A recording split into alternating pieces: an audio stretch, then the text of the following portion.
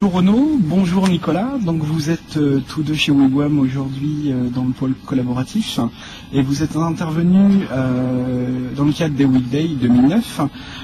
On sait aujourd'hui que SharePoint est un standard en entreprise, mais on s'aperçoit à l'usage que certaines entreprises l'utilisent mal ou d'autres l'utilisent beaucoup trop. Alors vous allez peut-être nous donner quelques clés qui vont nous permettre de mieux comprendre la manière d'utiliser cette application de manière beaucoup plus performante, avec des retours d'expérience que vous avez vécu très certainement.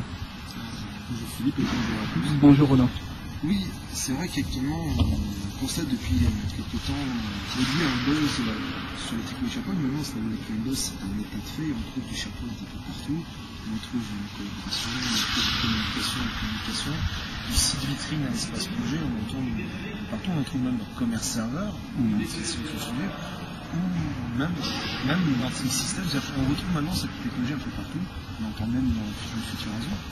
Mais dans l'état actuellement, on a vraiment des soucis de retour d'expérience. Les gens, par manque de connaissances, pas de compétences, vraiment simplement de connaissances, ne savent pas s'ils l'exploitent bien ou l'exploitent trop.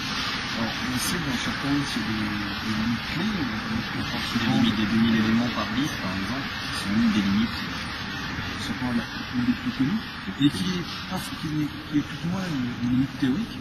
Et quand on est en recherche de performance, on va parler déjà d'usage, quels sont les bons usages utilisateurs de la technologie, mais on ne va pas se limiter à ça. On a aussi des bons usages d'administration, c'est-à-dire que des serveurs mal maintenus, un réseau mal paramétré, mal optimisé, ne va pas être au maximum de son rendement.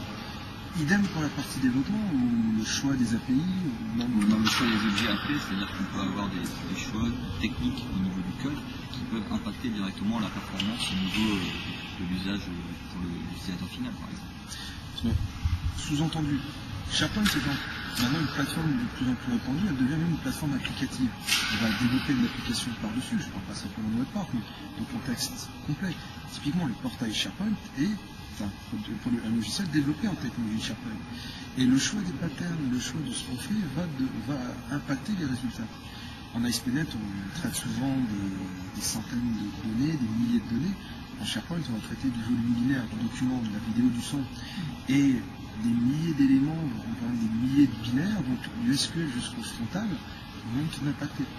Il y a eu une session que ce matin, je vais voir mon collègue Aurélien qui parlait même client templating en ASP.NET 4. Si on les cumule avec les bonnes pratiques en termes d'API, où on peut descendre de 12 millisecondes à 40 millisecondes, voire 0,1 milliseconde de requête, il peut y avoir des sites SharePoint avec des rendements, des rapidités qui dépassent largement le natif. Et c'est vrai mais l'inverse est bien aussi. Tout à fait. Oui. Le mauvais choix de développement, le mauvais choix de configuration, la performance de l'entreprise. Et de là, l'entreprise, des gens qui travaillent avec. Tout à fait, tout à fait. Écoutez, ça a été relativement clair, bien que technique. Et donc, ce que je vais proposer aux gens qui nous regardent, c'est de venir régulièrement sur vos blogs, parce que je pense qu'ils sont richement... quelquefois mis à jour. Voilà, sur Twitter. Et sinon, de se connecter sur le site de Wigwam pour avoir plus de renseignements sur tout ça. Merci beaucoup Renaud, merci beaucoup Nicolas, à très bientôt.